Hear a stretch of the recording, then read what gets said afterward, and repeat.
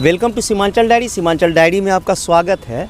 नेपाल में जो flush flood आया है, बीते दिनों फ्लश फ्लड आया था, अभी फिर आज न्यूज़ आ रहा है कि फिर से वहाँ दोबारा फ्लश फ्लड आ गया है। कारण ये बताया जा रहा है कि ग्लेशियर का चट्टान या तो टूट गया है या ग्लेशियर के पिघलने की वजह से फ्लड आया है। कई लोग बता रहे हैं कि जलवायु में परिवर्तन था, शायद वो जो हॉट वेदर होता जा रहा है तो वो भी एक कारण हो सकता है। तो जो वहाँ से तस्वीरें आ रही हैं, ऐसा प्रतीत हो रहा है जैसे नदियों में पूरा शहर बसा है और नदियाँ अपना रास्ता ढूंढ रही हैं और जो भी रास्ते में आ रहा है उसको बहा ले जा रही है। नेपाल में सैकड़ों के तादाद में लोग मारे जा चुके हैं, इसकी पुष्टि हो चुकी है और ये संख्या बढ़ भी सकती है, हज़ारों में हो सकती है। कई लाशें अब तक लापता हैं। इंडिया के भी सैकड़ों लोग मारे गए जो सैलानी गए थे, उनका भी अभी तक कुछ पता नहीं चला है। अभी एसडीआरएफ की टीम खोजबीन कर ही रही है, लाशें ढूंढ भी रही हैं, तो उसकी तादाद बढ़ भी सकती है। बाकी वो तो देखने की बात होगी कि नेपाल किस तरह से बसाया गया है और जो वहाँ के निवासियों ने कंस्ट्रक्शंस बनाया है वो नदियों में तो नहीं बना दिया।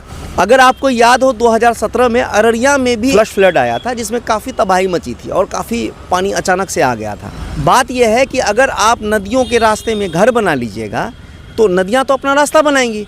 अभी मैं जैसे कोसी नदी के पुल पे खड़ा हूँ, आप देखिए दोनों साइड विजुअल्स में आप देख सकते हैं, दोनों साइड ऐसा लग रहा है कि नदी में कुछ स्पेस ही नहीं बचा, जगह ही नहीं बचा। अगर मान लीजिए कि पानी आता भी है तो किधर से जाएगा, रास्ता कहाँ है?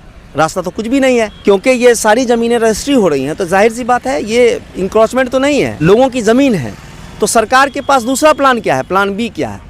अगर मान लिया कोसी में पानी आता है तो किधर से निकलेगा? ये सरकार के पास तो कोई प्लान नज़र नहीं आ रहा है। क्या सरकारें वेट कर रही हैं कि अररिया में भी वैसा कोई फ्लश फ्लड फिर से आए, हज़ारों लोग मारे जाएं, तभी सरकार कोई कदम उठाएगी? हालांकि अभी ये डेंजर जोन में नहीं बताया गया है। कल डीएम साहब मुआयना भी कर रहे थे अररिया का। कई डिस्ट्रिक्टों को डेंजर जोन में बताया गया है, जिसमें फ़िलहाल इसमें अररिया नहीं है।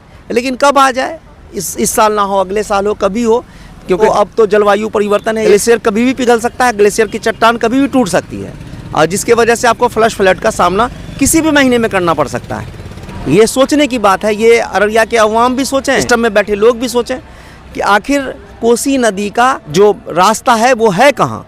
मैं इंक्रोचमेंट इसलिए नहीं कह रहा हूँ क्योंकि देखिए, अगर इंक्रोचमेंट होता तो रजिस्ट्री नहीं होती। इंक्रोचमेंट में ऐसे ही कोई दुकान बना सकता है, टेम्पररी कुछ कर सकता है, लेकिन बाज़ाब्ते यहाँ बिल्डिंगें बन रही हैं, नक्शा पास हो रहा है। लेकिन बात यह है कि अभी जिस तरह से नेपाल में फ़ोटो वायरल हो रहा है कि बिफोर और आफ्टर का, तो आप देखेंगे कि पहले कैसे बना था और अब वहाँ कंस्ट्रक्शंस होकर क्या नक्शा हो गया है। तो अगर आपकी ज़मीन भी है तो 4-5 साल बाद हो सकता है कि आपको इस तरह की तबाही का सामना करना पड़े। तो आप नदी किनारे घर ना बनाएं और जहाँ फ्रेश ज़मीन है वहाँ बना लें।